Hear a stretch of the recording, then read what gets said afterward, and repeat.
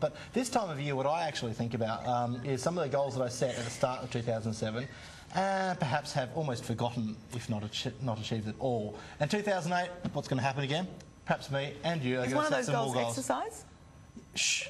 It was. Like after the weekend, you know, 6 functions to go to, and then you promised yourself you would exercise. Remind me.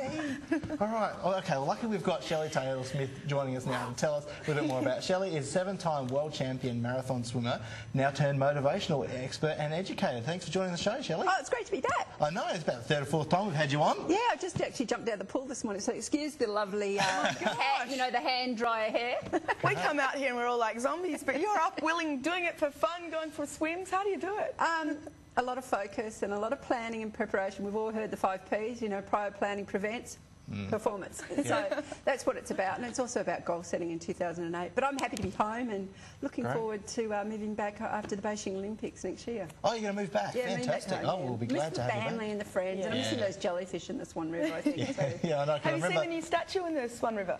No, I haven't. Which one? I'm sure you used to swim at the Crawley Baths. Yes. Yeah, well, there's a new statue there called Statue Eliza. Big bronze statue. Oh, I have to go check her out. Road, yeah. You have to go check her out. To commemorate the Crawley Just don't do it while you're driving, because you can easily have an accident. I tried that. She might not be there anymore after I drive by. Yeah, absolutely. Eddie told me about it and I nearly did have to go like that. But anyway, Eddie's brought up my lack of health achievement of my goal, and even stumbling over talking about it. That's how unashamed of myself I am. So how can I overcome this and do something better next year? Well, the first thing is stop beating yourself up. Okay. And let go of it, Stop beating me up, Eddie. Now, Matt, if I remember right, you've just had a bub this year, haven't you? Well, I had a bub last year and got another one on the way next year. Oh, my early God. next Well, year. this is even more reason to stop beating yourself up. This is what we do. We're creatures of habits. We're human beings.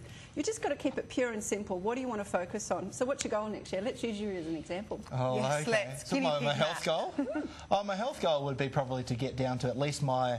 You know, BMI is not a great necessarily standard, but at least to be in the healthy weight range for BMI. So that's probably... But you would be. Hell no.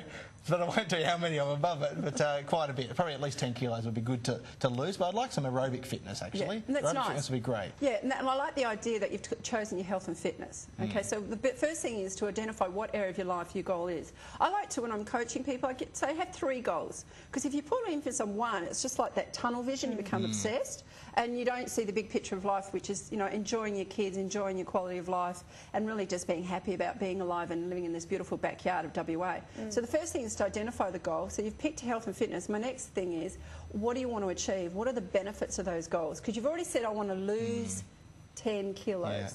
But what's that going to give you?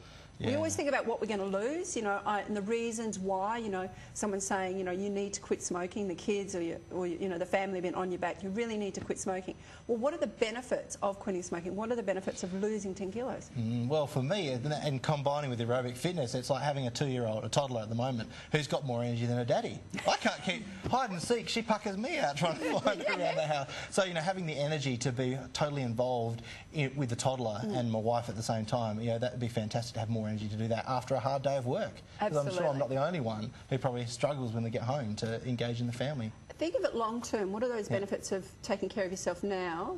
What's going to help you long term as well, even if it's walking your daughter down the aisle or seeing your grandkids? I think sometimes and we need to pull at the heartstrings, because when it gets too hard, too cold, and I didn't want to jump in the Swan River when it was 10 degrees in the air and probably the same degree in the water, and, you know, striving for my goal of becoming the first West Australian to swim the channel. I had to remember why I was doing it. What was it going to give me? It was my personal satisfaction. So when I got in there and there was jellyfish everywhere and it was freezing cold, I remembered the reasons and the benefits I was going to get out of it. So, you know, long term, what's it going to give you, that goal? But Shelley, easier said than done. I mean, everybody's putting pen to paper now and writing about what their challenges are going to be for next year to overcome. And come the 1st of December, 1st of January, easier said than done. There's obstacles that stand in the way that prevent us from achieving these goals. So, obstacles, it's easier said than done, Matt. That's point 3. Keep going with it. Tell us about it. Point 3 is you spot on. You need to identify what the obstacles are. Great. Right now, people, you know, here we are, you know, 5 days, 6 days out from Christmas, 7 days out from Christmas, and people are already thinking about their New Year's resolutions. I like to encourage people right now to stop beating yourself up. Enjoy Christmas. You know, have that extra drink, have that extra cookie, have that extra second serving. That's not fair. We had Kylie on yesterday saying, no, don't go for the fruit and vegetables. Think about that second drink. Think about that second... I'm not... In balance, though. She said in balance. But also everything... Then I'm going to say everything in balance as well. You know, don't do it every day. Don't do it every party. You know, if you feel the urge to indulge, enjoy the indulgent, but don't overdo it. Yeah. Don't do it for 7 days straight. Because then when you wake up on New Year's Day, you're thinking, oh no, and then the 2nd of January comes, oh, I'll do it tomorrow. And then you lose the impetus and the momentum going forward. Identify the obstacles. So if you're thinking about, you know, that health and fitness goal come January 1st, in order to maintain that weight, you probably need to look around your cupboards and see if your favourite packet of Tim Tams is hiding in the corner in case of emergency. Or if you're wanting to quit smoking, you might have a reserve couple of cigarettes in that packet, in that secret place somebody else knows, but you know in case of emergency. I really want to challenge people to get rid of that junk, get rid of the obstacles.